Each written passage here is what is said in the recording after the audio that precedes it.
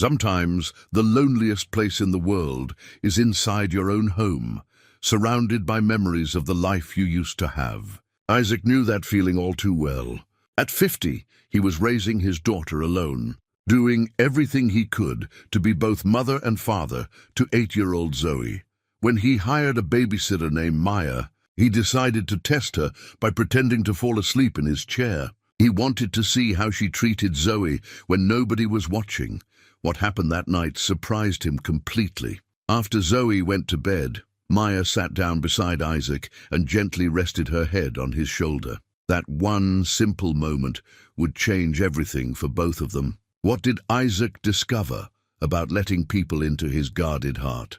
Before we jump back in, tell us where you're tuning in from. And if this story touches you, make sure you're subscribed, because tomorrow I've saved something extra special for you. The alarm clock rang at 5:30 in the morning, the same as it had every weekday for the past 3 years. Isaac's hand shot out from under the covers, silencing the persistent beeping before it could wake Zoe in the next room. He lay there for a moment in the darkness, feeling the weight of another day settling onto his shoulders like a familiar coat. Heavy, worn, but necessary. The bedroom still felt too empty. Caroline's side of the bed remained untouched, the pillows arranged exactly as they had been the morning she left for the hospital and never came home. Round his neck hung a thin gold chain, and suspended from it was Caroline's wedding ring alongside his own. He'd stopped wearing his ring on his finger a year after her death. It felt dishonest somehow, claiming a marriage that existed only in memory. But he couldn't bring himself to put it away completely. So he wore them both close to his heart, hidden under his shirt, a private reminder of what he'd lost and what he couldn't let go. By 6 o'clock, Isaac was in the kitchen, starting the coffee maker and pulling out ingredients for Zoe's lunch. The routine was so ingrained he could do it half asleep. Peanut butter and jelly sandwich cut diagonally, an apple sliced, a juice box, pretzels in a small container. "Daddy?" Zoe's small voice came from the doorway. She stood there in her pajamas, her dark hair a wild tangle around her face. She had Caroline's eyes, warm brown, expressive, and seeing them every day was both a gift and an ache. "Morning, sweetheart." "You're up early." They made breakfast together in comfortable silence, Isaac scrambling eggs, while Zoe carefully arranged toast on plates. These quiet moments were his favorite part of the day. "Daddy?" Zoe said as they sat down to eat. "Can I go to Brenna's birthday party next Saturday?" Isaac's fork paused halfway to his mouth. Saturday. His mind raced through his schedule. He had inventory at the shop that morning, couldn't miss it. His sister Diane was visiting her in-laws. "Bernard would be unavailable, please." Zoe's voice was small, hopeful. "Everyone's going." Isaac looked at his daughter's face, saw the longing there. She'd been invited to fewer parties this year. Other parents' pity had worn off, and playdates required coordination that exhausted everyone. Slowly, Zoe was being left behind, and Isaac knew it was his fault. "Let me figure something out," he said finally, hating the disappointment that flickered across her features. At Greenfield Elementary, Isaac walked Zoe to her classroom, despite her protests that she was big enough to go alone. Mrs. Patterson gave him a sympathetic smile. Everyone at school knew their story. Everyone was kind and careful around them, which somehow made it worse. Dalton's Automotive Repair sat on the edge of downtown, a square brick building where Isaac had worked for 20 years. Bernard, his oldest friend at the shop, greeted him with concern. "You look terrible." "Thanks. You're a real confidence booster. When's the last time you slept a full night?" Bernard's expression was worried. "Listen, I could come by Thursday, hang with Zoe, give you a break. We're fine." The words came out harsher than intended. "I appreciate it, Bernard, really, but we have our routine." Bernard didn't look convinced, but he let it drop. They'd had this conversation too many times before. Isaac's phone buzzed during lunch. A text from Diane called the school. "Zoe seems sad lately. Everything okay?" Isaac stared at the message, guilt twisting in his chest. He typed back, "She's fine. Just adjusting." Adjusting to what? It had been 3 years. When did adjusting end and this become their permanent reality? At 4:30, Isaac picked up Zoe from her after-school program. She was sitting alone in the corner drawing with crayons. The picture made Isaac's chest tighten. 3 figures, one tall labeled Daddy, one small labeled Me, and a third drawn in lighter, almost faded colors, labeled Mommy. Zoe had been drawing variations of this same picture for months, with the mother figure becoming progressively more translucent. That evening, they fell into their routine. Homework at the kitchen table. Dinner, spaghetti and jarred sauce, nothing special. Bath time, stories. When Isaac tucked Zoe into bed, she held onto his hand. Daddy, do you think Mommy would be sad that I can't remember what her voice sounded like? Isaac's heart cracked open. He sat on the edge of her bed, smoothing her hair back. Oh, sweetheart, no, Mommy would understand. And she'd be so proud of you. How brave you are. How kind. I miss her. I miss her too. Downstairs, Isaac collapsed into his leather armchair, his refuge, positioned where he could see both the television and the stairs. He didn't turn anything on, just sat in the quiet house, feeling the emptiness press against him from all sides. His phone buzzed. Bernard, Thursday inventory moved to Saturday morning, mandatory, sorry man, Saturday. Zoe's party. Isaac closed his eyes, frustration building. He needed this job. Couldn't say no to mandatory anything, which meant he needed help. The realization sat heavy and bitter. For 3 years he'd managed alone, proving to himself and everyone else that he could handle it, that he didn't need anyone. But they weren't fine. Zoe was lonely. He was exhausted, and his stubborn pride was hurting his daughter. Isaac pulled out his laptop, fingers hovering over the keyboard. Finally, he typed, "Babysitter needed. Saturdays, occasional evenings. References required." He stared at the words for a long time before hitting post.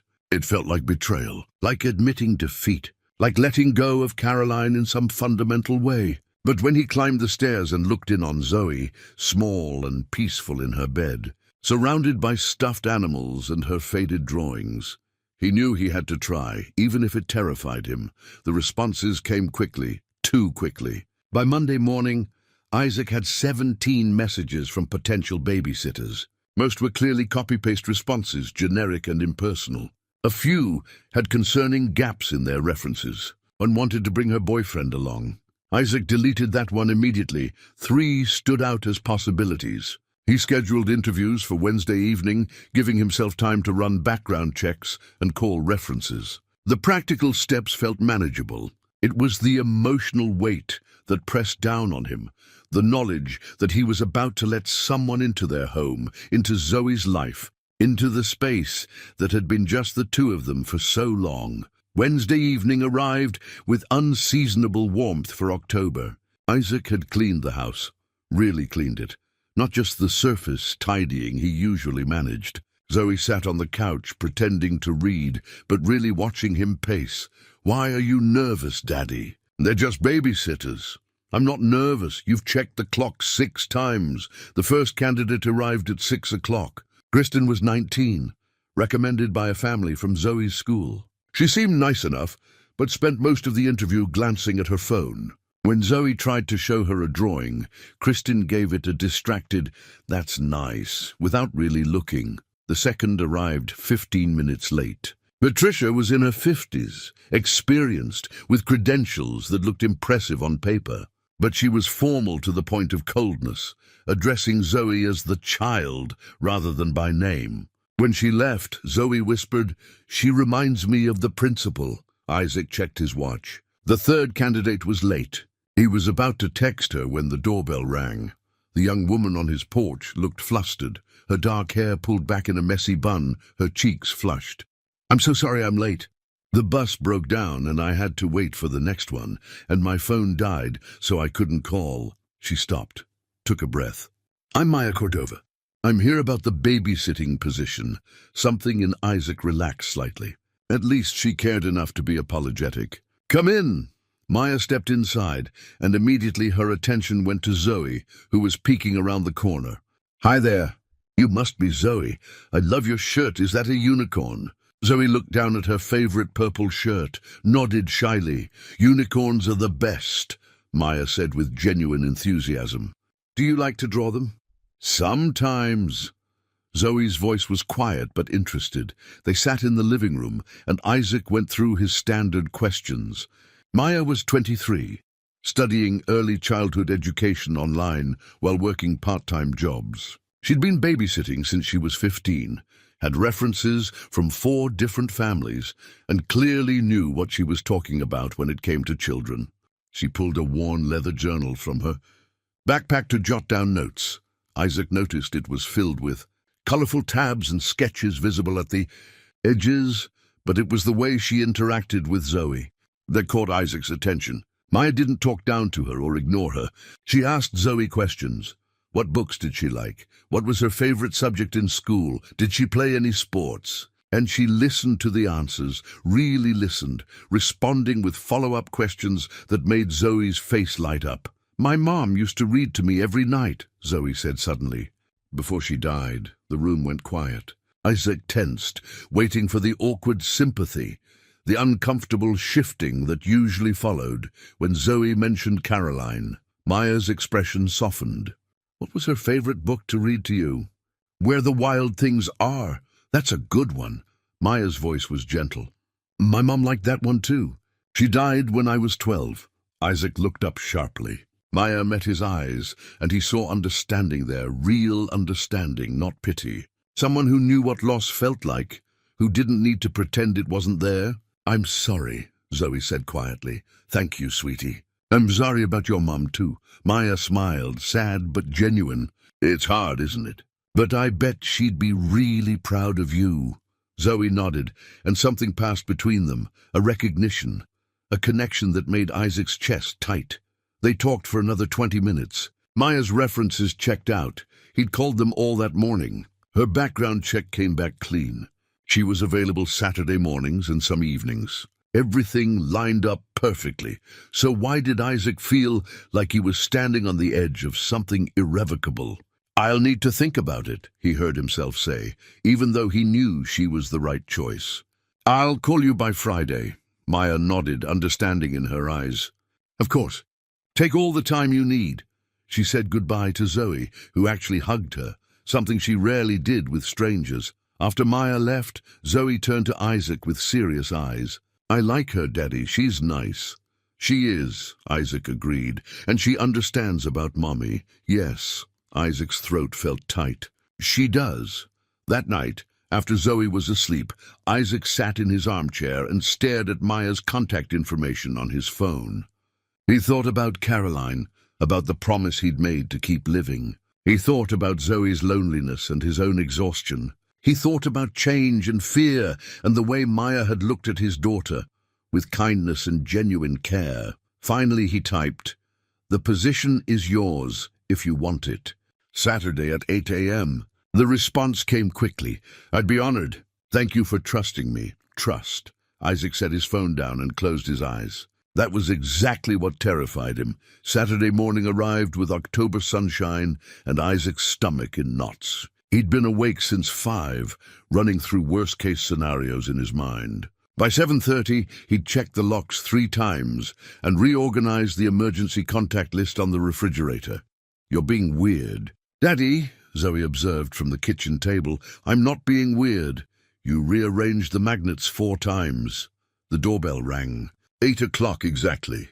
Maya stood on the porch with a backpack slung over one shoulder and a canvas bag in her hands. Good morning.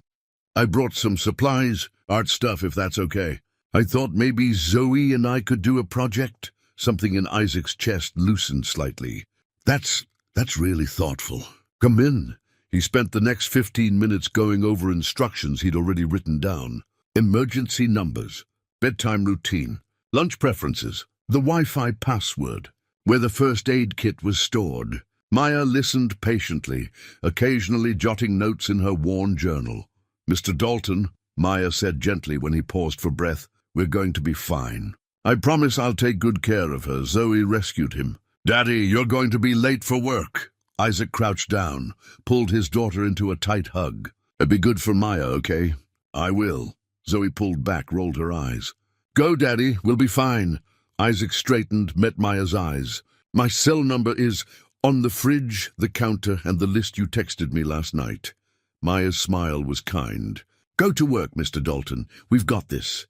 At work, Isaac threw himself into inventory with forced focus, but his mind kept drifting home. At 10:30, his phone buzzed. A photo, Zoe and Maya at the kitchen table, both wearing paint-splattered aprons, laughing. They were working on watercolor paintings, their hands covered in various colors. The caption read, "Having fun." Don't worry, Isaac stared at the photo for a long moment. His daughter looked happy, really genuinely happy.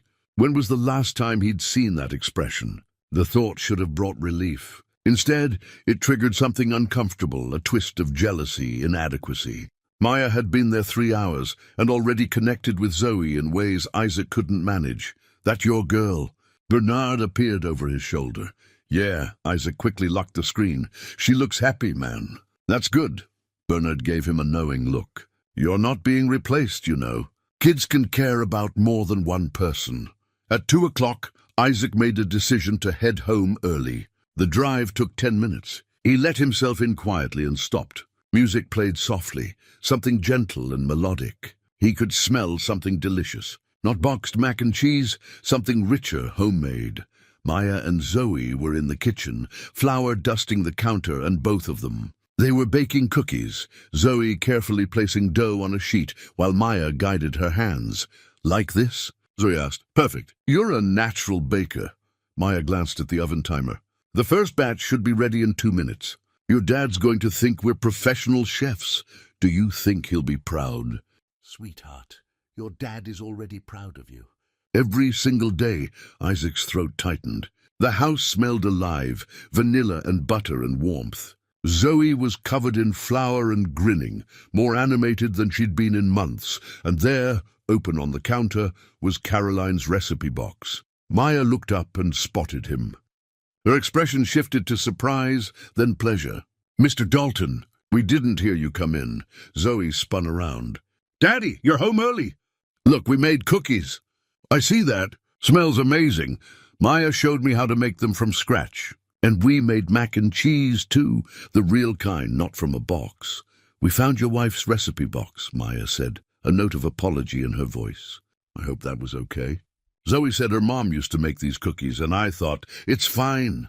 The words came out sharper than Isaac intended. He saw Maya's expression falter, saw Zoe's excitement dim. He softened his tone. Really, it's thoughtful. Thank you. But the damage was done.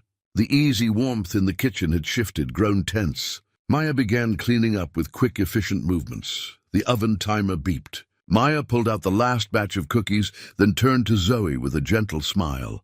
Why don't you go pick out a book for your dad to read later? Zoe nodded, sensing the adults needed to talk, and disappeared upstairs. Silence settled over the kitchen. Maya wiped down the counter, not meeting Isaac's eyes. Finally she spoke. I'm sorry if I overstepped. With the recipe box. I should have asked first. No. Isaac leaned against the doorframe. You didn't. I'm sorry. This is all new. Having someone here. Seeing Zoe so happy with someone else. It's harder than I thought it would be. Maya's expression softened. I'm not trying to replace anyone, Mr. Dalton. I know I can't. I wouldn't want to.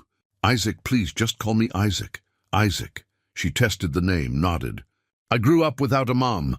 I know what that hole feels like. I'm just trying to help fill it a little, not take her place. There's a difference, I know. And he did know, intellectually. How did you manage it? Growing up without her? Maya was quiet for a moment. Honestly, some days better than others. I had my younger brothers to take care of, and that helped. Gave me purpose. She looked up at him. But the loneliness doesn't really go away. You just learn to carry it differently. Thank you, Isaac said quietly. For today. For making her smile like that. She's a special kid. You're doing a good job with her. Maya gathered her things. Same time next Saturday? Actually, Isaac heard himself speak before he'd fully formed the thought. Would you be available for some evenings too? Tuesday and Thursday, if that works. I can do that, Maya smiled. I'd like that. After Maya left, Isaac tried one of the cookies. It tasted exactly like he remembered, exactly like Caroline's. Maya had followed the recipe perfectly, had cared enough to get it right. That night he texted her, "Thank you for today. The cookies are perfect." Maya's response came quickly. "Thank you for trusting me with her. See you Tuesday." Isaac looked around his kitchen. It looked lived in. It looked like a home again. The thought should have comforted him. Instead, it left him feeling unsettled, like he was standing at the beginning of something he couldn't control. 2 weeks passed, and Maya became a fixture in their lives. Tuesday and Thursday evenings, plus Saturday mornings. The house took on a different rhythm, one Isaac was still adjusting to, even as he recognized its benefits. Zoe flourished.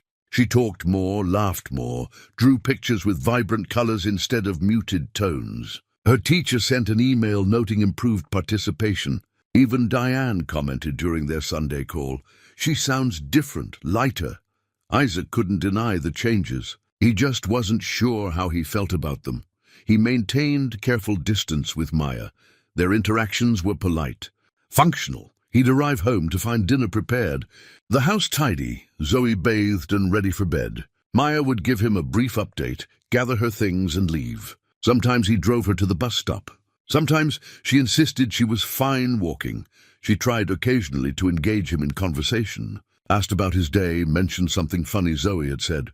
Isaac responded with 1 or 2 words, keeping the wall firmly in place. If Maya was hurt by his distance, she didn't show it. She remained warm with Zoe, professional with him, and never pushed for more than he offered. The evening everything shifted was a Thursday in late October. Isaac's day had been brutal, a difficult customer, a repair that took twice as long as estimated, Bernard calling in sick. He was exhausted, frustrated, wanting nothing more than to collapse in his armchair. Instead, he walked into his house and smelled pot roast. Isaac stopped in the hallway. Pot roast! Caroline's pot roast, the one she made on special occasions, the one that took hours and filled the house with comfort and everything he'd lost. He found them in the kitchen. Zoe was setting the table, the good plates, not their everyday ones. Maya stood at the stove. Caroline's recipe box open beside her. "Daddy!" Zoe's face lit up. "Maya's making Mommy's pot roast. For your birthday!" His birthday. Isaac had forgotten his own birthday. 51 years old today, and it had completely slipped his mind. Caroline used to make a big deal of birthdays. After she died, they'd become just another day to get through. Zoe mentioned it this afternoon, Maya said, uncertainty in her expression. "I hope this is okay. I know it's last minute, but we wanted to do something special." Isaac set down his briefcase slowly. The kitchen looked like it had when Caroline was alive. Table set properly, fresh rolls warming, even a small cake on the counter. Maya had gone to considerable effort. For him. For a birthday he hadn't even remembered. "You didn't have to do this." His voice came out rough. "I know." Maya wiped her hands on a towel. "But Zoe wanted to, and I thought everyone should feel celebrated on their birthday." Something in Isaac's carefully maintained composure cracked. This young woman, who owed him nothing beyond the hours he paid her for, had spent her afternoon making his late wife's pot roast because his daughter wanted him to feel special. "Thank you," he managed. It's very kind." Dinner was the best meal Isaac had eaten in 3 years. The pot roast tasted exactly right, tender, flavorful, perfect. Maya had followed the recipe precisely, down to the vegetables Caroline always included. They ate at the dining room table, and Zoe chatted happily about her day, about the birthday card she'd made at school. The present was a new picture frame with a photo of Isaac and Zoe from last month. One Maya had apparently helped Zoe print at the library. In the photo, they were both smiling. Isaac couldn't remember the last time he'd seen a picture of himself smiling. After dinner, Maya started cleaning up. Isaac joined her at the sink, drying dishes while she washed. "You really didn't have to do all this," he said quietly. "I wanted to." Maya handed him a plate. Zoe was so excited about it. "She talked about you all afternoon, how hard you work, how you always make sure she has everything she needs, how you read to her every night even when you're exhausted." Isaac's throat tightened. "She adores you," Maya continued. "I hope you know that.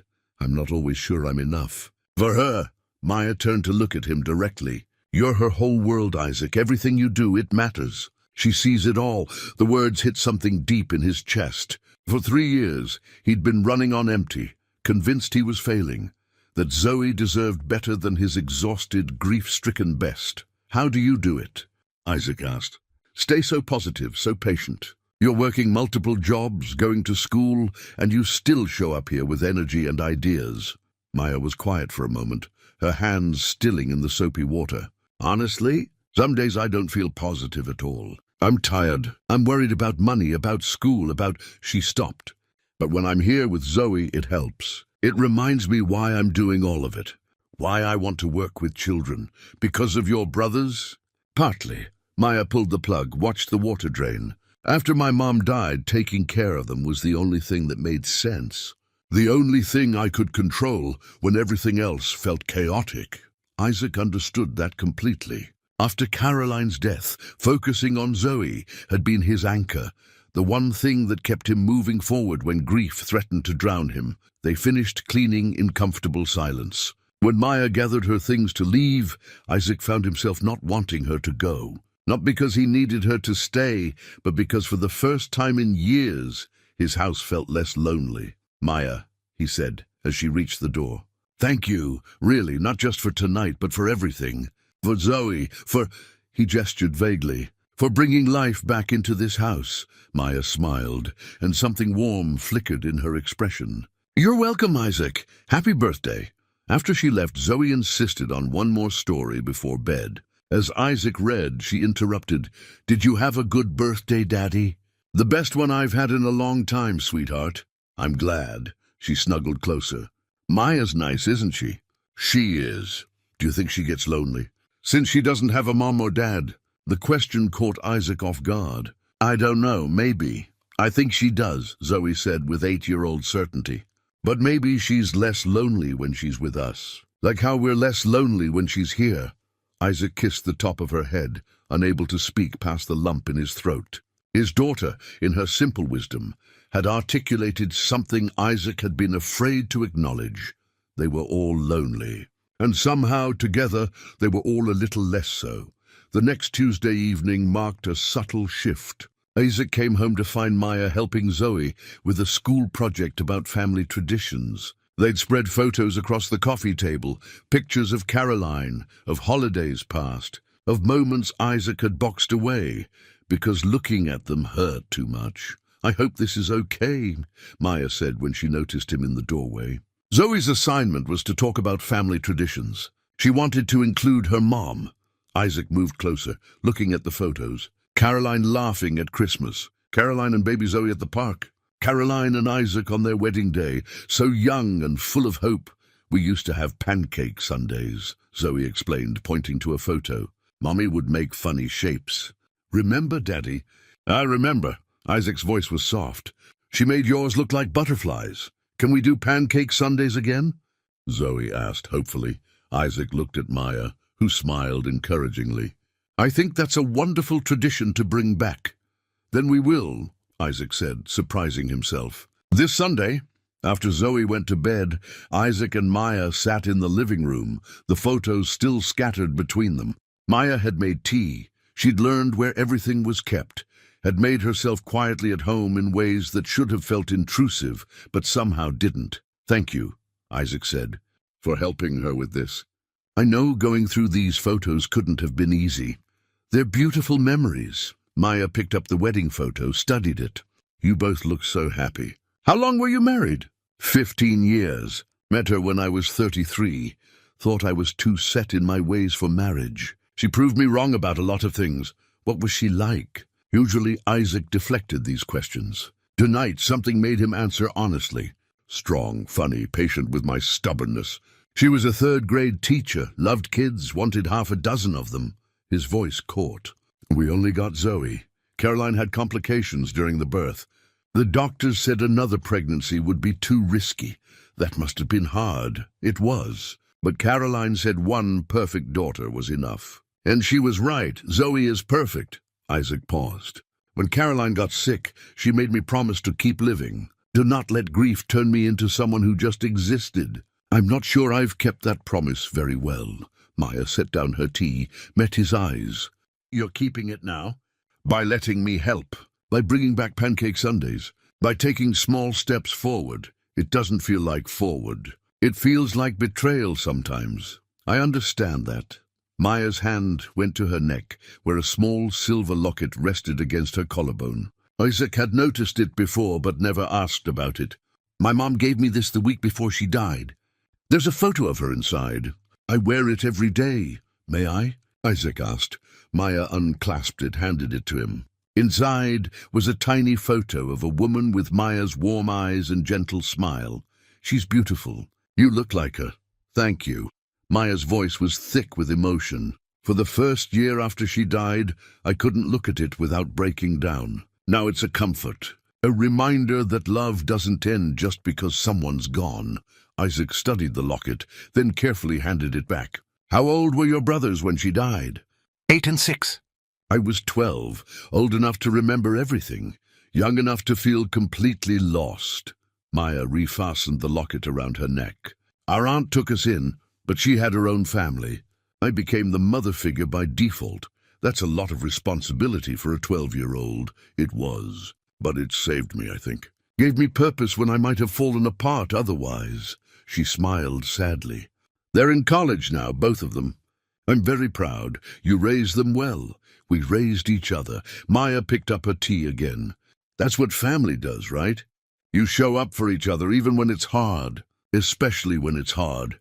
Isaac thought about that, about showing up, about family, about the ways Maya had shown up for them without asking for anything in return. Can I ask you something? Maya's voice was hesitant. Why did you really hire me? I know you needed help with Zoe, but you seemed so reluctant, like it physically hurt you to let someone in. Isaac was quiet for a long moment. Because letting someone in means risking loss again. And I don't know if I can survive that twice, so you'd rather be lonely than risk being hurt. When you say it like that, it sounds foolish. It's not foolish.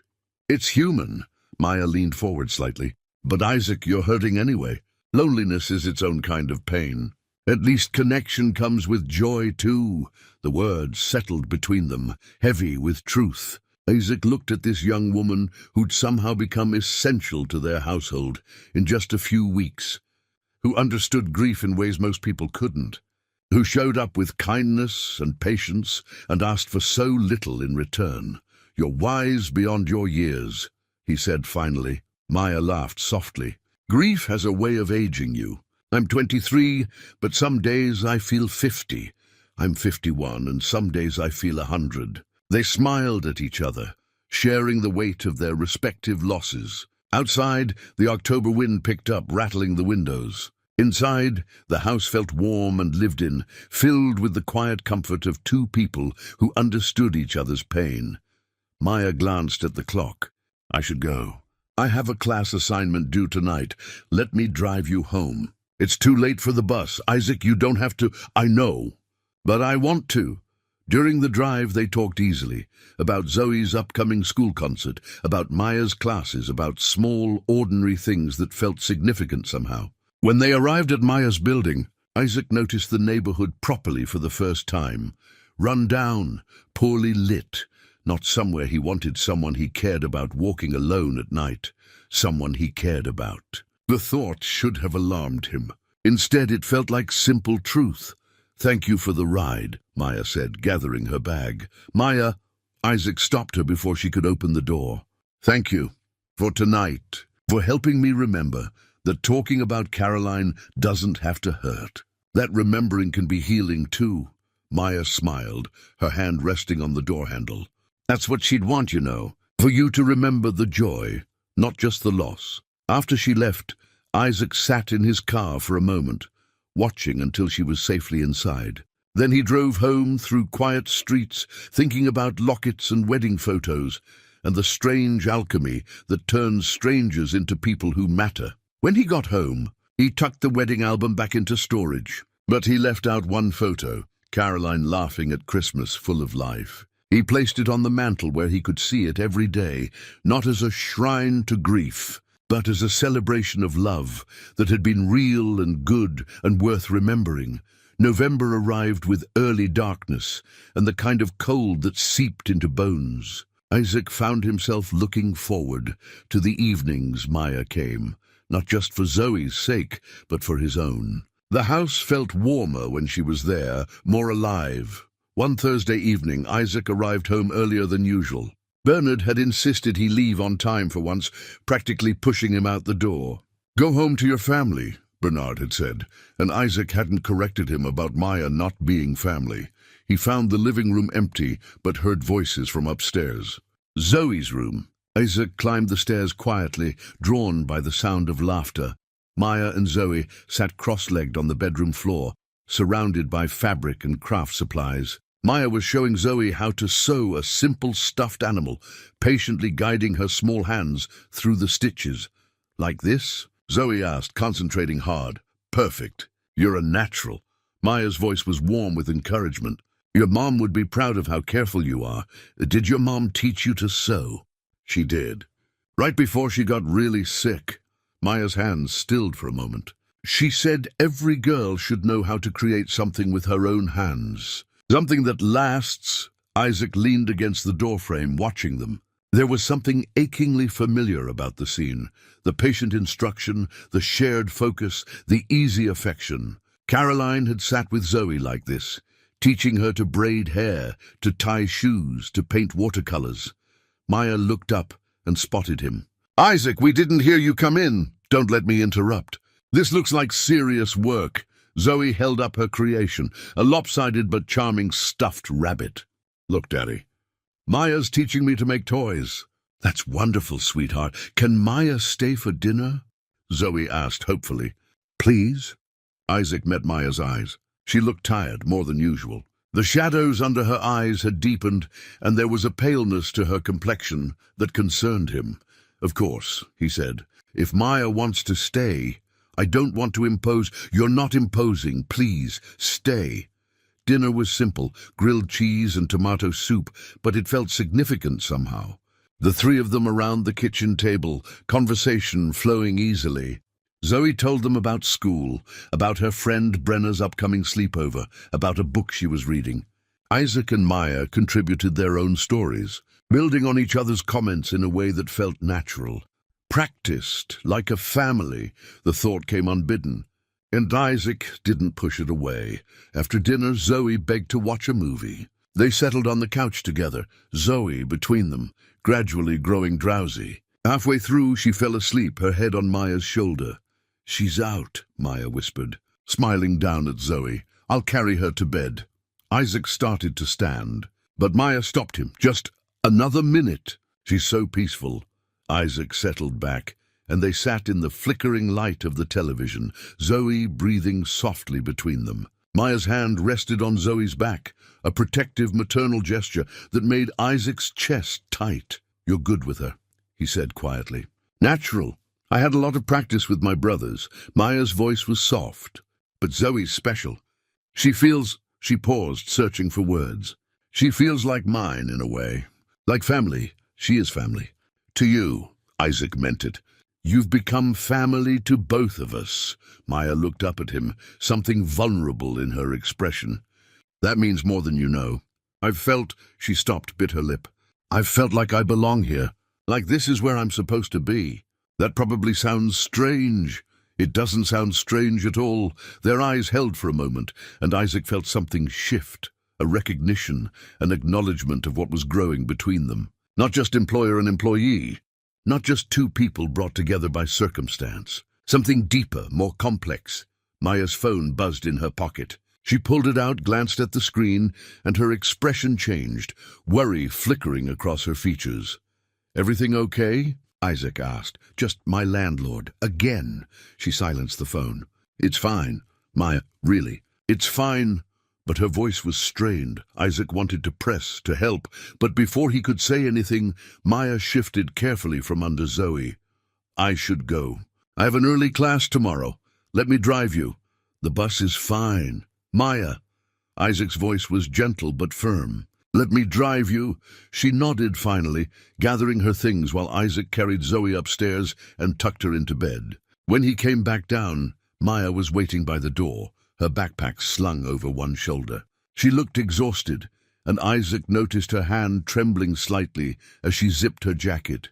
During the drive, Maya was quiet, staring out the window. Isaac tried several times to start a conversation, but her responses were distracted, brief.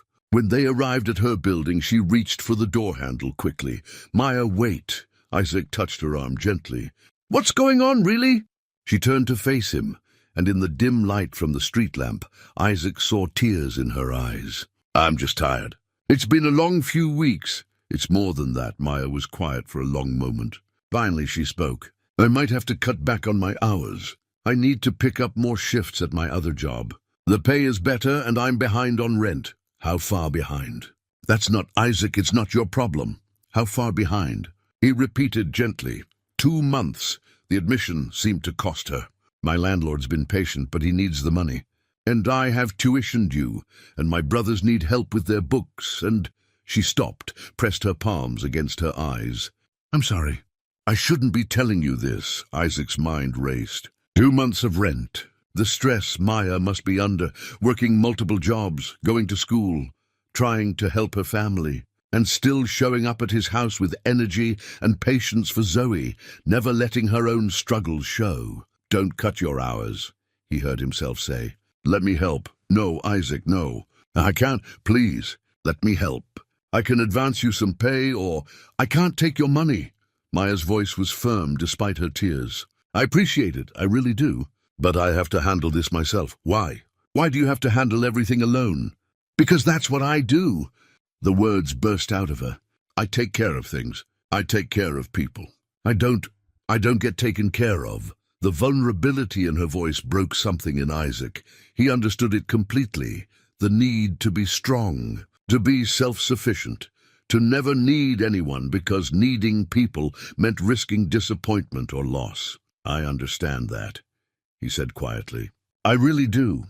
But Maya, you don't have to do it alone. Not anymore."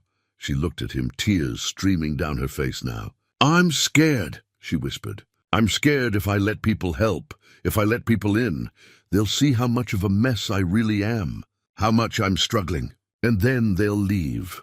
"I'm not going to leave." The words came out with absolute certainty. "Neither is Zoe.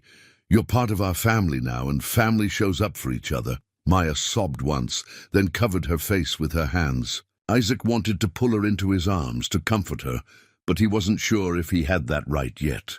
Instead, he reached out and took one of her hands gently. "We'll figure this out," he said. "Together, okay?" Maya nodded, unable to speak. They sat in his car in the dim light, her hand in his, and Isaac felt the walls he'd built around his heart continuing to crumble. 3 weeks passed, and Isaac quietly increased Maya's hours and pay. She protested at first, but he insisted, framing it as needing more help rather than charity. It was a fiction they both maintained, though the gratitude in her eyes told him she understood. The household transformed. Routine gave way to warmth, structure to comfort. Zoe called Maya her bonus grown-up, a term that made Maya tear up the first time she heard it. Isaac and Maya developed an easy rapport, shared meals, conversations about Zoe and life, comfortable silences that didn't need filling. Bernard noticed the change in Isaac, teased him gently about the babysitter. "It's not like that," Isaac insisted. Though he couldn't deny he looked forward to coming home now. One evening in late November, Maya brought her school books to work on after Zoe's bedtime. Isaac offered to help quiz her on child development concepts. They sat together at the kitchen table, close but not touching, and somehow the conversation drifted from academic to deeply personal. Maya asked about Caroline, expecting Isaac to shut down. Instead, he really talked about his late wife for the first time in years. The good memories, the hard parts of watching her decline, the complicated grief that came with relief when suffering finally ended. "I felt guilty for being relieved," Isaac admitted, "like I'd wished her death." "Relief isn't betrayal," Maya said gently. "It means you loved her enough to want her suffering to end. That's not the same as wanting her gone." Isaac's eyes filled with tears, the first he'd shed in months. Maya reached across the table and took his hand, and they sat like that for a long moment, connected by shared understanding of complicated grief. Then Maya's phone rang. She ignored it. It rang again. She apologized, stepped outside to answer. Isaac could hear her voice through the window, tense and upset. "I told you I need more time." She returned visibly shaken, made an excuse to leave early. In her hurry, she forgot her backpack. Isaac discovered it after she'd gone. He intended to just set it aside, but it tipped over, contents spilling across the floor. Among the scattered items, something caught his eye. Several unopened letters from Rosewood Memorial Hospital. His stomach dropped. He shouldn't look. He knew he shouldn't, but concern overrode privacy. He picked up one of the unopened envelopes, the return address, stark and official. Then he noticed the prescription bottles that had rolled across the floor, all bearing Maya's name. Medications he didn't recognize, but the labels indicated they were serious. Not antibiotics for an infection, something chronic, something ongoing. Isaac's hands trembled as he found one opened letter, clearly read and reread, based on its condition. He unfolded it carefully. The words jumped out at him. Chronic kidney disease, stage 3, treatment options, dialysis, transplant waiting list. The room tilted. Isaac sat down hard on the floor, surrounded by Maya's scattered belongings and her carefully hidden truth. She was sick, seriously sick, and she'd been hiding it from them while working herself to exhaustion. More letters revealed the scope of it. Medical bills with alarming amounts marked overdue. Correspondence about insurance coverage limits. A caseworker's notes about treatment plans. Maya wasn't just struggling financially because of rent and tuition. She was struggling because she was trying to afford staying alive. Everything suddenly made sense. Her exhaustion, the occasional dizzy spells she'd explained away as low blood sugar, her desperate need for money, her reluctance to accept help because she was terrified of being seen as unreliable, of losing this job that clearly meant everything to her. Isaac felt betrayed by the secret, but more than that, he felt terrified. Terrified of losing someone else he cared about, because that was the truth he could no longer avoid. He cared about Maya, deeply, more than he'd been willing to admit even to himself. He gathered the letters carefully, placed them back in her bag and called her. She didn't answer. He texted, "You forgot your bag. I'm bringing it over." The drive to Maya's apartment took 15 minutes that felt like hours. When she opened her door, her face drained of color at the sight of him holding her backpack. "Some things fell out," Isaac said quietly. "We need to talk." Maya's apartment was small but tidy. One room that served as bedroom and living space, a tiny kitchenette, a bathroom barely big enough to turn around in. She sat on the edge of her bed, head in her hands, while Isaac took the only chair. "How long have you known?" Her voice was barely audible. "About 20 minutes."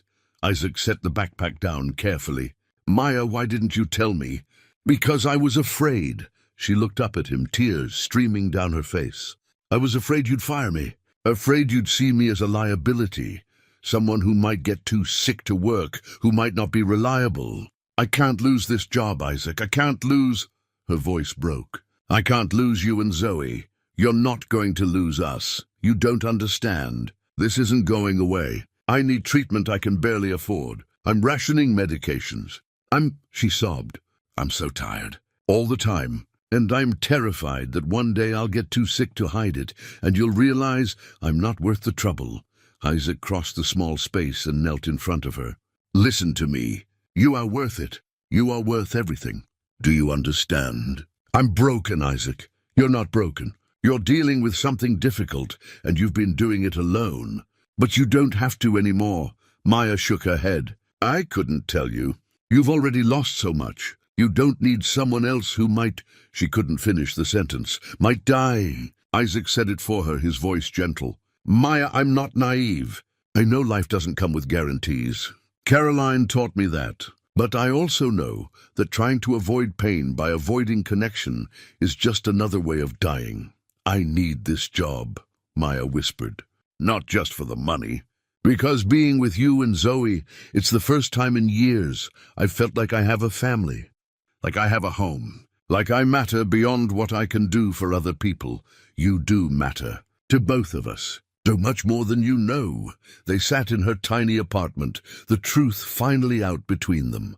Isaac looked at this young woman who'd brought life back into his home, who'd shown his daughter how to laugh again, who'd reminded him what it felt like to want to come home at the end of the day. She was sick and scared and trying so hard to handle everything alone, just like he had been for 3 years. "We're going to figure this out," Isaac said firmly. "Together. You're going to tell me everything, your doctors, your treatment plan, what you need. And we're going to make sure you get the care you need." "Isaac, I can't ask you to." "You're not asking. I'm offering." He took both her hands in his. "You've been showing up for us. Let us show up for you." Maya looked at him through tears, and something in her expression shifted. A wall finally crumbling, a decision being made to trust, to let someone in, despite every fear telling her not to. "Okay," she whispered. "Okay." The next evening was tense, despite everyone's best efforts. Maya insisted on working, didn't want to lose the normalcy that made her feel grounded. Isaac agreed, but said they'd talk after Zoe went to bed. During dinner, Zoe sensed something was wrong, asked if they were fighting. Both adults immediately reassured her, put on smiles that didn't quite reach their eyes. After Zoe's bedtime, Isaac and Maya sat in the living room with tea Maya had made. She'd quietly made herself at home in ways that now felt precious, rather than intrusive. The silence stretched between them until Isaac broke it. "I'm not firing you, but I need to understand why you didn't trust me." Maya wrapped her hands around her mug. "It's not about trust. It's about everyone I've ever depended on has either died or left. My mom died. My dad left before I was old enough to remember him. Even my aunt, she took us in out of obligation, not love. I learned to not need anyone, because needing people meant getting hurt." Isaac saw himself reflected in her words, the same defense mechanisms, the same fear. "I lost Caroline slowly, watched her slip away over 2 years. Every day I was terrified, and when she finally died, part of me was relieved. I hate myself for that." "Relief isn't betrayal," Maya said, echoing her earlier words. "It means you loved her enough to want her suffering to end." Isaac's eyes filled with tears, real tears, not the careful wetness he usually allowed himself. "I promised her I wouldn't stop living, but I was so scared of losing anyone else that I just stopped. Until you." He stood, retrieved something from the hall closet, Caroline's wedding album, untouched for 3 years. He sat back down beside Maya, closer than before, and opened it. The young couple smiled up at them from glossy pages. "She was beautiful," Maya said softly. "Zoe looks just like her." "She does." Isaac turned pages slowly. "But lately when Zoe smiles, I see you too. The way you've influenced her, shaped her. You're part of who she's becoming." Maya's breath caught. Isaac continued, turning to later photos. Hospital rooms, forced smiles, Caroline's diminishing presence. "I made her promise I'd keep living, but I didn't understand what that meant until you walked into our lives. You brought light back. Into this house, into Zoe's life, into my life." "When I found those letters," he went on, "I wasn't just scared of losing a babysitter. I was terrified of losing you, of watching someone else. He paused, the word catching in his throat. "Someone I care about deeply, facing something I can't fix." "Isaac, let me finish." He took her hands. "I want to help you, not because I pity you, but because you matter to us. To me, I have savings. Caroline's life insurance that I've been afraid to touch because using it felt like betraying her memory. But maybe this is what it's meant for. To help someone we love." The word hung in the air between them. Love. Isaac had said it without meaning to, but he didn't take it back. Maya pulled her hands away, stood abruptly. "You can't. Isaac, the medical bills alone, it's too much.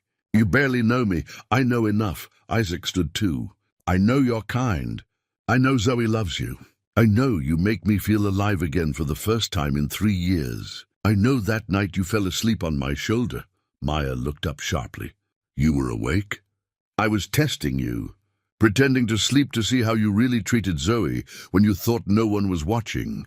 He smiled slightly. "Stupid, I know. And what did you learn?" "That I was testing the wrong person. I should have been testing myself, whether I was brave enough to let someone in again, whether I could risk caring about someone, knowing I might lose them. He stepped closer. And I learned that when you rested your head on my shoulder, it was the first time in 3 years I felt at peace. Isaac, you're grieving. You're lonely. This isn't, don't tell me what I'm feeling. His voice was gentle but firm. I've had 3 years to understand grief. This is different. When I'm with you, I don't feel guilty for being happy. I don't feel like I'm betraying Caroline's memory. I feel like maybe I can have a life again. Maybe we both can. Maya turned to the window, arms wrapped around herself. I can't promise you a future. I don't know how long. Isaac closed the distance between them. None of us know how long we have. Caroline taught me that. What matters is what we do with the time we're given. I'm so tired of being alone. Maya's voice broke. So am I. They stood close, the air charged with possibility and fear and hope. Then footsteps sounded on the stairs. Zoe appeared, rubbing her eyes. I had a bad dream. Can Maya stay tonight? The innocent question carried enormous weight. Isaac and Maya exchanged glances, an entire conversation happening in that look. Of course she can, Isaac said. The guest room is ready. Zoe smiled, hugged them both, returned to bed. After she'd gone, Maya looked at Isaac with questions in her eyes. Stay, he said. Not just tonight. Stay with us. Move into the guest room. Let us help you through this. Let us be your family. Isaac, I know it's fast. I know it's complicated. But life is short and uncertain, and I don't want to waste any more time being afraid. He took her hands again. Please stay. Maya's resistance finally crumbled. Tears streamed down her face, not tears of sadness, but of relief, of finally letting go of the weight she'd carried alone for so long. Okay, she breathed. Okay. Over the next 2 weeks, Maya moved in. It started gradually.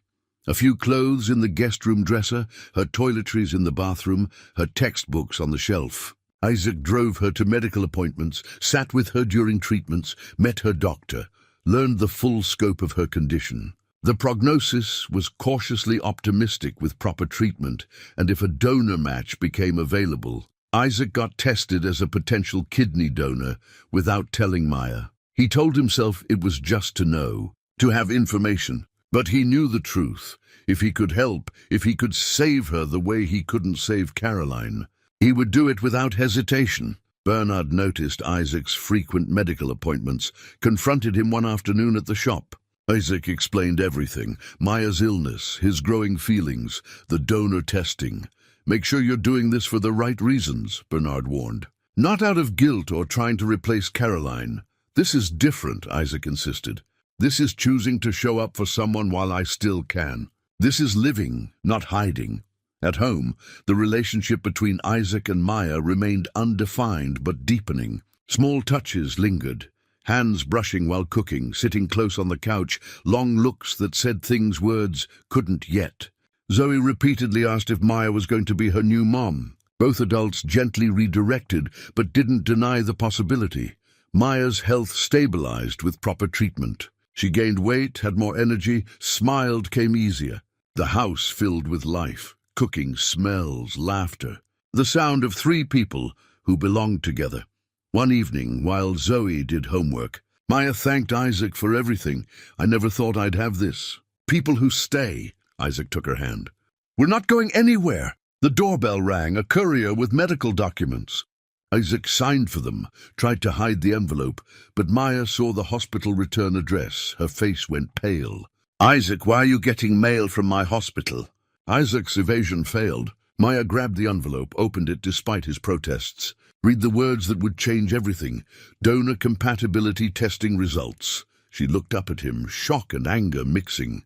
You got tested? Without telling me? 6 months had passed since the surgery, and summer had arrived with gentle warmth that seemed to mirror the healing happening inside Isaac's home. He stood in the kitchen making pancakes on a Sunday morning, carefully shaping them into butterflies, the way Caroline used to, the way he'd finally learned to do without his hands shaking, without grief paralyzing every attempt to honor her memory. Daddy, you're getting really good at the wings. Zoe called from the table. where she was setting out plates and syrup with the careful attention of a child who'd learned that small rituals mattered. "Your mom would be proud," Isaac said, and the words came easily now, without the sharp edge of pain that used to accompany every mention of Carolyn's name. The grief hadn't disappeared, it never would, but it had transformed into something gentler, something that could coexist with joy. Maya emerged from the bedroom, their bedroom now, though it had taken Isaac 3 months after the surgery to ask her to move from the guest room. She looked radiant, healthy in a way she hadn't when they'd first met. Her skin glowed, her eyes were bright, and she moved with an energy that still amazed Isaac every morning. The surgery had been successful for both of them. The new kidney was functioning perfectly, and both their bodies had healed better than the doctors had dared hope. "Something smells absolutely amazing," Maya said, wrapping her arms around Isaac's waist from behind, resting her head against his back in a gesture that had become as natural as breathing. "Pancake Sunday," he replied, sliding a perfectly shaped butterfly onto a plate. "Family tradition. The old ones and the new ones."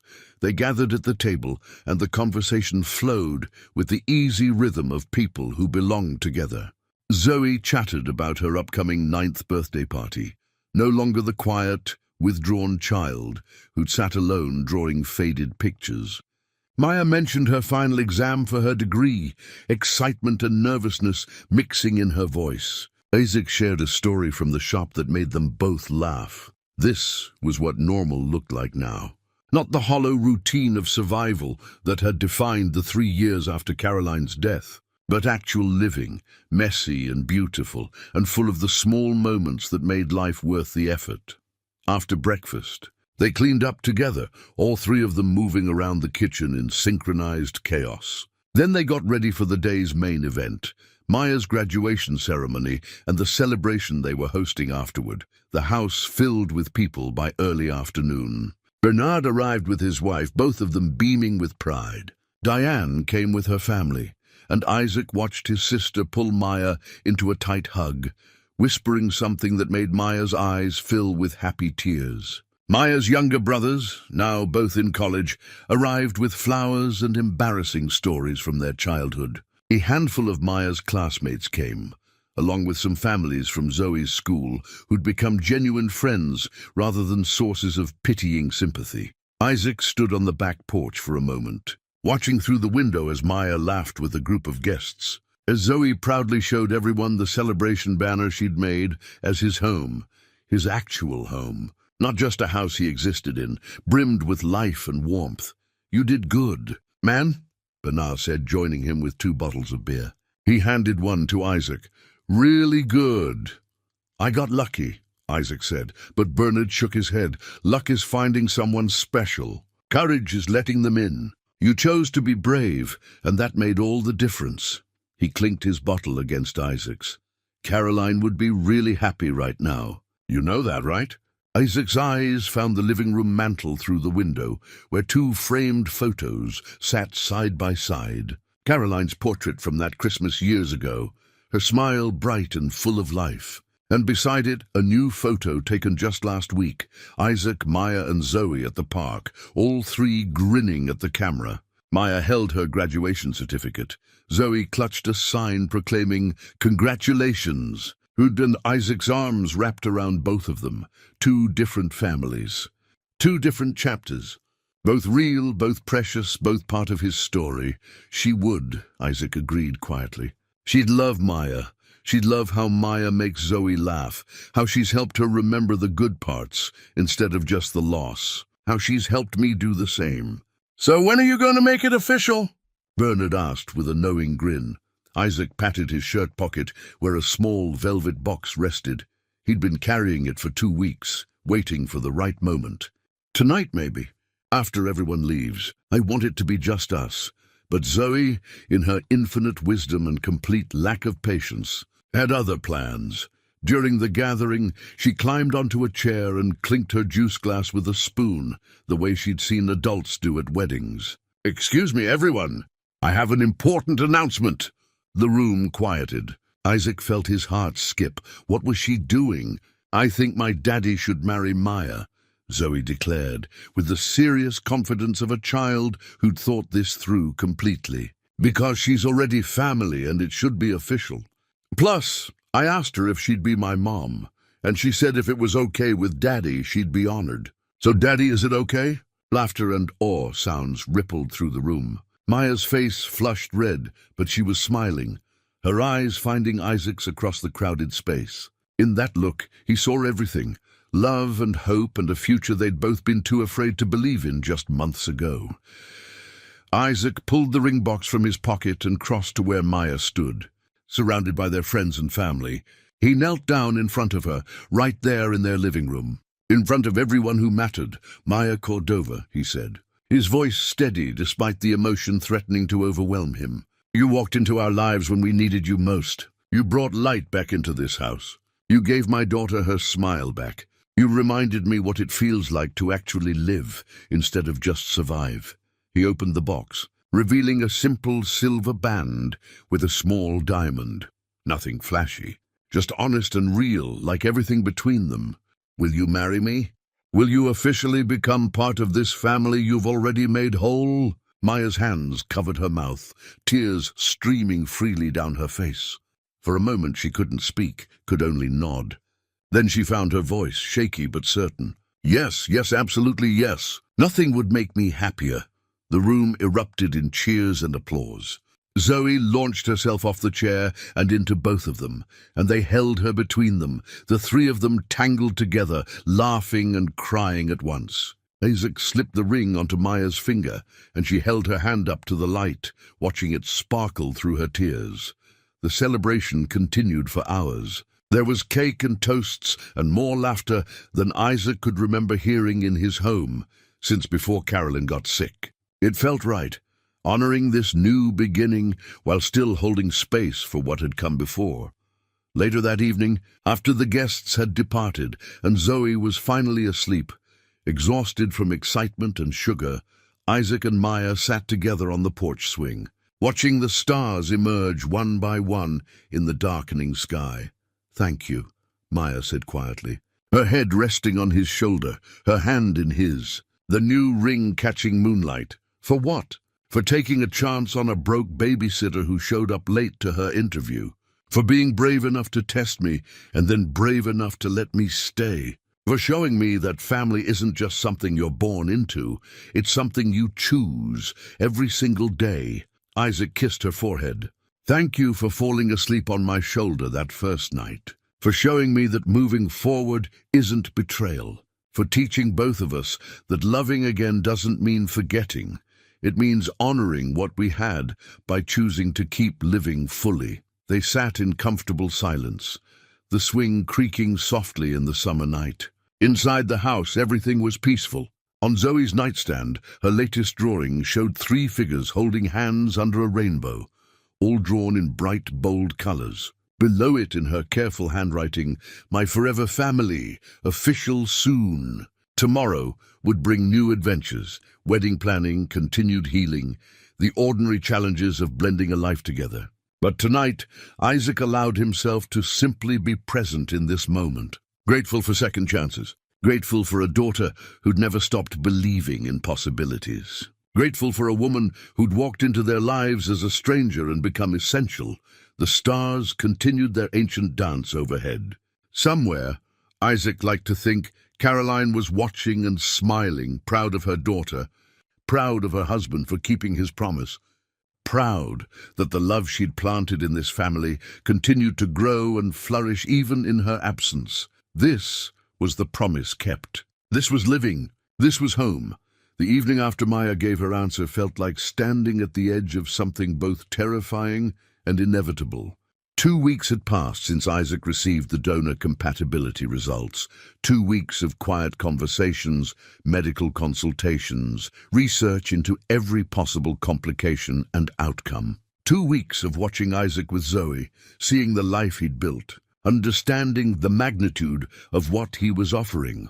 On a cold December evening, with the first real snow of the season falling in thick, silent flakes outside the window, Maya found Isaac in his armchair, the same chair where this entire journey had begun, where she'd first fallen asleep against his shoulder and unknowingly changed the trajectory of all their lives. "I've made my decision," she said quietly. Her hands clasped in front of her like she was trying to hold herself together. Isaac set down the book he'd been pretending to read for the past hour. His heart hammered against his ribs, but his face remained calm, patient. He'd learned over these months with Maya that she needed space to speak her truth without pressure, without expectation coloring the air between them. "I'll accept the kidney." The words came out steady, despite the tears already forming in her eyes. "If you're absolutely certain this is what you want." Relief flooded through Isaac like a wave, warm and overwhelming. But before he could respond, Maya held up her hand. "But I need you to understand something first." She moved to sit on the arm of his chair, close enough that he could see the determination mixed with vulnerability in her expression. She took his hands in hers, holding them tightly.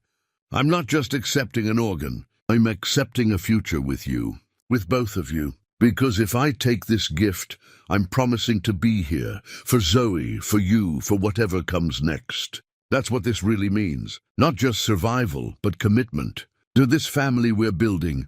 "I know," Isaac said softly, his thumb brushing across her knuckles. "That's exactly what I'm counting on.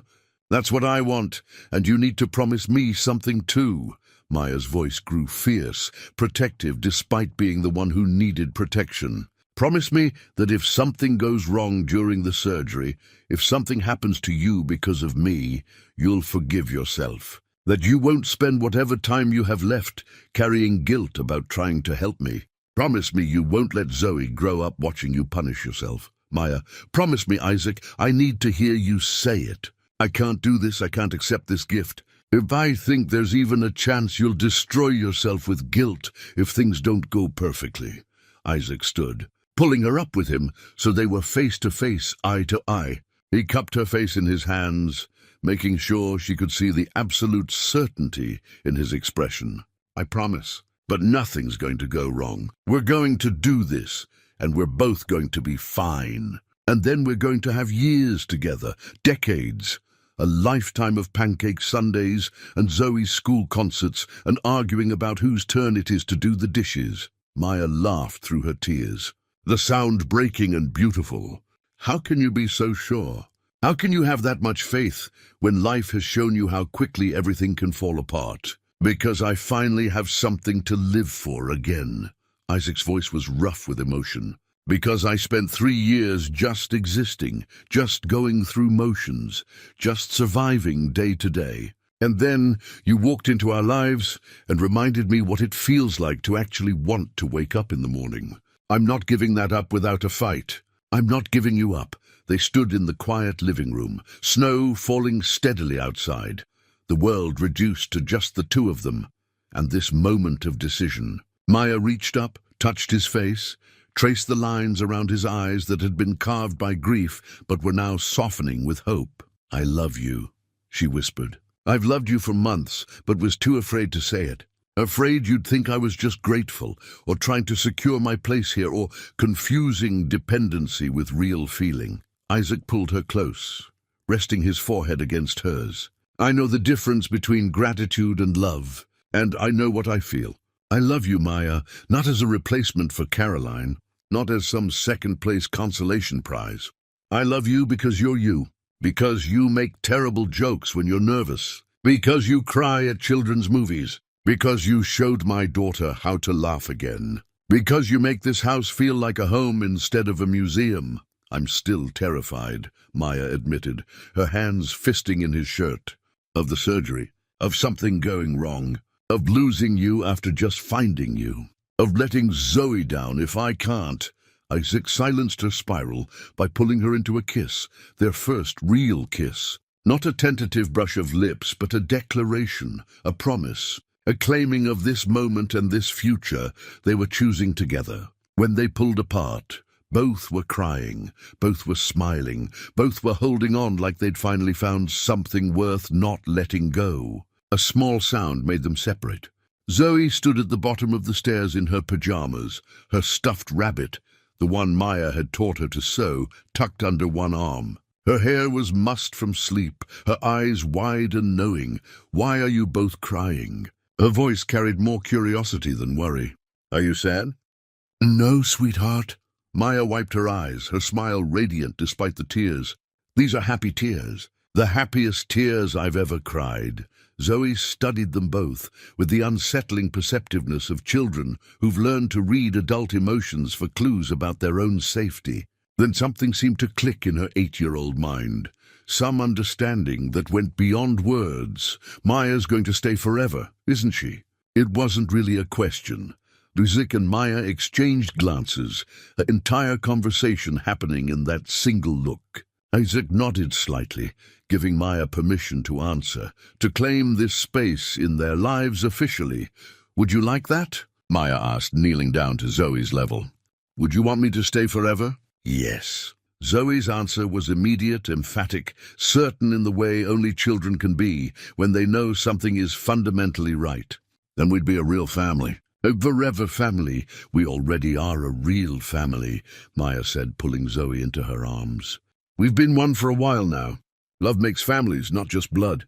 Not just rules or papers or ceremonies. Just love and choice, and showing up for each other." Zoe wrapped her arms around Maya's neck, squeezing tight. "I love you, Maya. I love you too, sweetheart. So much. More than I knew it was possible to love someone." Isaac watched them, his daughter and the woman he loved, holding each other in the soft lamplight of his living room, and felt something inside him finally completely heal. Not the absence of grief for Caroline, but the presence of something new alongside it. Room in his heart for both the past he'd cherished and the future he was building. Group hug. Zoe declared with the enthusiasm of a child who discovered the perfect solution to everything. Isaac joined them, the three of them tangled together in the middle of the living room. And for a moment everything was perfect and simple and right. Later, after Zoe was back in bed, after another story and reassurances that yes, Maya would be there in the morning, and yes, they were all happy, and yes, everything was going to be okay, Maya showed Isaac something she'd found on Zoe's desk that afternoon. It was a new drawing, different from all the others. 3 figures holding hands, all drawn in bright, bold, confident colors. No faded ghost anymore, no translucent mother figure slowly disappearing. Just Daddy, me, and Maya, all solid and present and real, surrounded by hearts and flowers and sunshine. Below it, in Zoe's improving handwriting, she'd written, "My forever family, for real this time." Isaac stared at the drawing, his vision blurring with tears he didn't bother to hide. "When did she make this?" "Today after school. She said she wanted to draw how she feels now, not how things used to be." Maya's voice was soft, wondering. "She's healing, Isaac, we all are. Not by forgetting what we lost, but by learning how to carry it alongside what we're finding." 6 weeks, Isaac said, looking at the calendar on the wall where the surgery date was circled in red marker. 6 weeks, and then we can really start planning our future. Really start living instead of just hoping. "We already have," Maya corrected gently, lacing her fingers through his. "This is already our life, Isaac.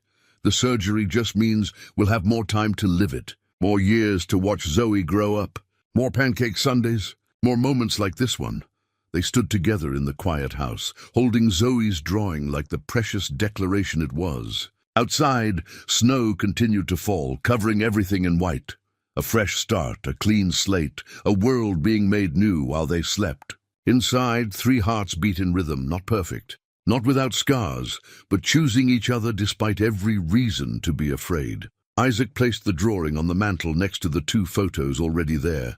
Caroline's portrait and the new family picture.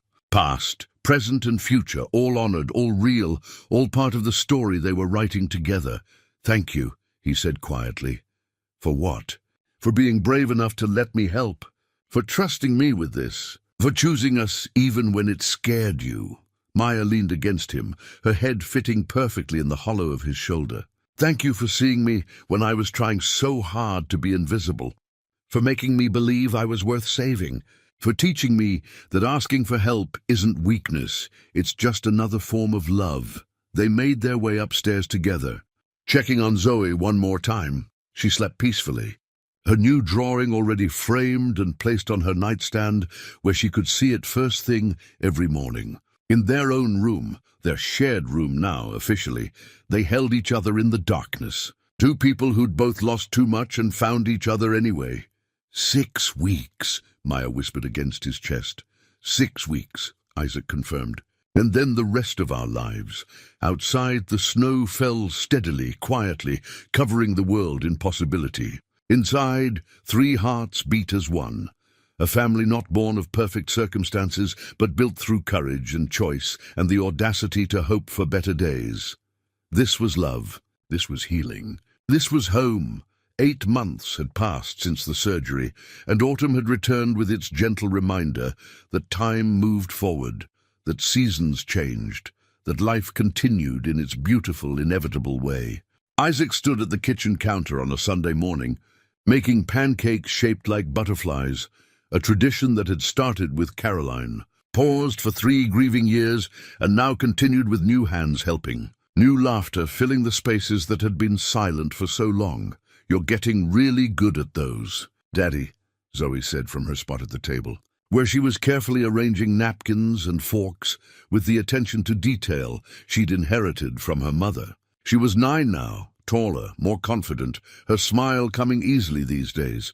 Practice makes perfect, Isaac replied, sliding a particularly well-formed butterfly onto a plate. Plus, I have excellent supervisors. Maya emerged from their bedroom, a fact that still made Isaac's heart swell every morning, looking radiant in the morning light streaming through the windows. The surgery had given her more than just physical health. It had given her back her life, her energy, the vibrant presence that had attracted him from the beginning, but had been dimmed by illness and exhaustion. Now she glowed, and Isaac couldn't stop himself from smiling every time he looked at her. Something smells like heaven, she said, wrapping her arms around his waist from behind, pressing a kiss between his shoulder blades. The casual intimacy of the gesture still amazed him, how natural it had become, how right it felt to have someone share his space, his life. His morning routine, pancake Sunday, he said, turning to kiss her forehead. Old traditions and new beginnings. That's what I love about this family, Maya murmured. We don't erase the past. We build on it. They gathered around the table, the 3 of them, and Isaac watched as Zoe chattered about her upcoming week, about the school play she'd been cast in, about her friend Brenna's sleepover invitation, about all the ordinary, beautiful chaos of childhood that he'd been afraid she'd never experience again. Maya listened with the attention that made everyone feel seen, asking questions, offering suggestions, being exactly what Zoe needed. Not a replacement mother, but a mother nonetheless, chosen and cherished. After breakfast, they cleaned up together in their usual synchronized dance. Isaac washing, Maya drying, Zoe putting things away while narrating a story she was making up. It was so normal, so perfectly mundane, that Isaac had to pause and just breathe it in, remember what it felt like when normal had seemed impossible. Hey, Maya said softly, touching his arm. You okay? More than okay, he said honestly. Just grateful. For all of this. For you. Later that morning they drove to Rosewood Memorial Hospital, not for treatment this time, but for a follow-up appointment that had become routine. Both Isaac and Maya were healing beautifully, the doctor said. The kidney was functioning perfectly. All markers were excellent. They were, by every medical measure, success stories. But as they sat in the waiting room, Zoe between them playing a game on Maya's phone, Isaac knew the real success wasn't in the medical charts. It was in moments like this, his daughter leaning against Maya's shoulder, Maya's hand in his, the 3 of them together and whole. Mr. Dalton. Miss Cordova? The nurse called them back, and they followed her to an examination room where Dr. Alvarez greeted them with a broad smile.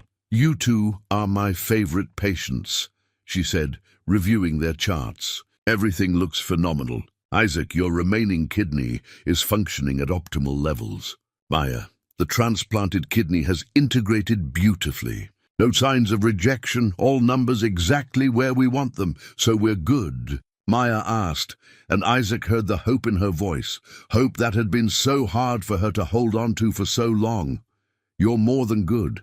You're both cleared for completely normal activities. No restrictions. Dr. Alvarez looked at them over her glasses, her expression warm. I have to say, in 20 years of doing this, I've rarely seen two people more committed to their recovery. Whatever you're doing, keep doing it. We're just living, Isaac said simply. Finally. The drive home was quiet but comfortable, Zoe dozing in the back seat, exhausted from the early morning. When they pulled into the driveway, Isaac noticed something that made him smile, a small "sold" sign in front of the house next door. It had been empty for months, and he'd wondered who their new neighbors would be. Inside, Maya went to put Zoe down for a nap, while Isaac checked the mail. Among the bills and catalogues was a thick envelope addressed to Maya, official-looking, with a university seal. His heart jumped. She'd applied to several graduate programs, wanting to pursue her master's in child psychology, but had been convinced she wouldn't get in anywhere. Isaac? Maya came down the stairs, and he held up the envelope. This came for you. Her eyes widened. She took it with trembling hands, stared at it for a long moment. I can't open it. You open it. It's your future. You should open it. Our future, she corrected. Everything I do now is our future. Please. Isaac carefully opened the envelope, pulled out the letter, and read the first line. He looked up at her, grinning. Congratulations. You've been accepted to the graduate program at State University. Full scholarship. Maya's hands flew to her mouth, tears immediately streaming down her face. Are you serious? You're not joking? I would never joke about this. He pulled her into his arms, and she sobbed against his chest. Happy tears, relieved tears, tears that released months of tension and doubt. I'm so proud of you. I couldn't have done it without you, without this family, without... She couldn't finish, just held him tighter.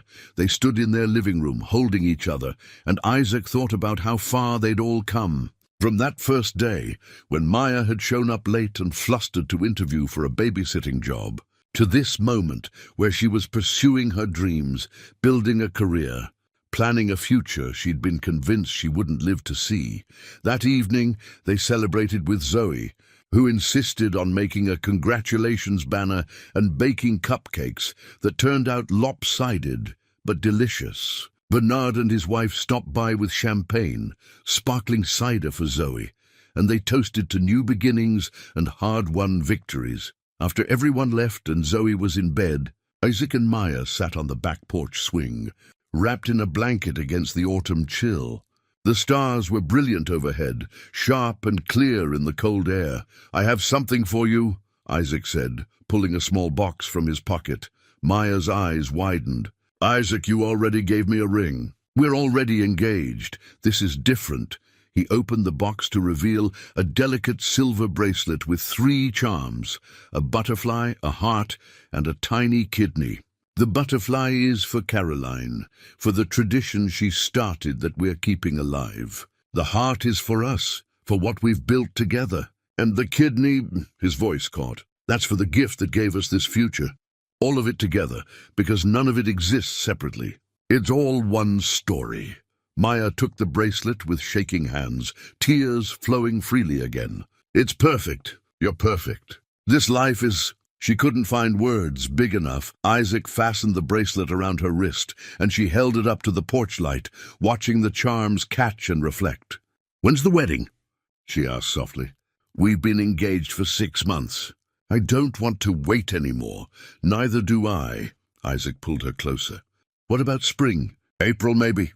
Cherry blossoms and new beginnings? April sounds perfect. She rested her head on his shoulder, the same way she had that very first night, when she'd fallen asleep in his chair and changed everything. Small ceremony? Just family and close friends? Whatever you want. As long as at the end of it, you're officially my wife and Zoe's mom. They sat in comfortable silence, the swing moving gently. Through the window, Isaac could see the living room mantel where 3 photos now sat.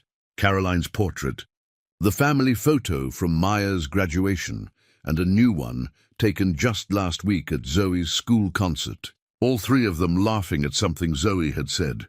Past, present, and future, all honored, all cherished. Do you ever feel guilty?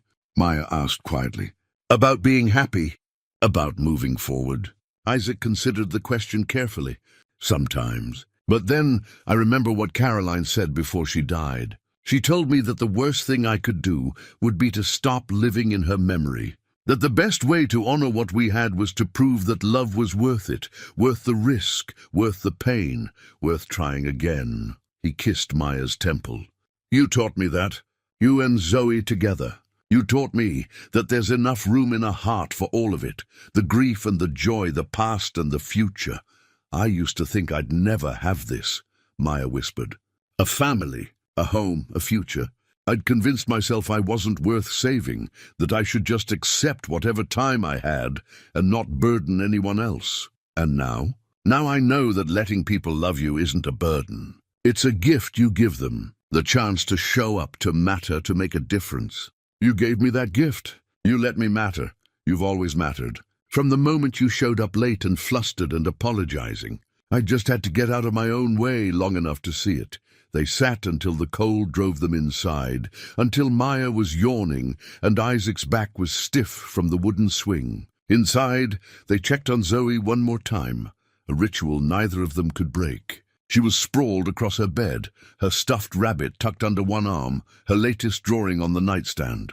This one showed a house with 4 figures, Daddy, me, Maya, and a small figure in the clouds, labeled Mommy watching over us. Hearts connected all the figures. Even the one in heaven. She's going to be okay, Maya whispered. She's learning that love doesn't end. It just changes shape. We all are, Isaac agreed.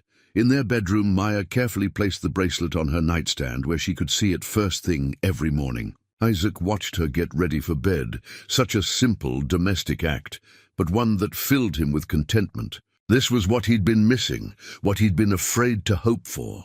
Not grand gestures or dramatic moments, but the quiet everyday miracle of sharing a life with someone. As they settled into bed, Maya curled against him, fitting perfectly in the space that had been empty for so long. "Thank you," she murmured, already drifting towards sleep. "For what? For pretending to be asleep that night? For testing me? For giving me a chance to show you who I was?" Isaac smiled in the darkness. "Thank you for passing the test. For falling asleep on my shoulder. For being brave enough to stay. I'll always stay," she promised. "For as long as you'll have me. Forever then," he said. "I'll have you forever." Outside, the autumn night deepened. Leaves fell silently from trees, making room for new growth come spring. Inside, 3 hearts beat in peaceful rhythm. A family not born of perfect circumstances, but built through courage, sacrifice, and the radical choice to love again despite knowing how much it could hurt. This was the promise kept. This was the life Caroline had wanted for him. This was healing that honored loss without being imprisoned by it. This was home in its truest sense. Not a place, but people choosing each other, day after day, moment by moment.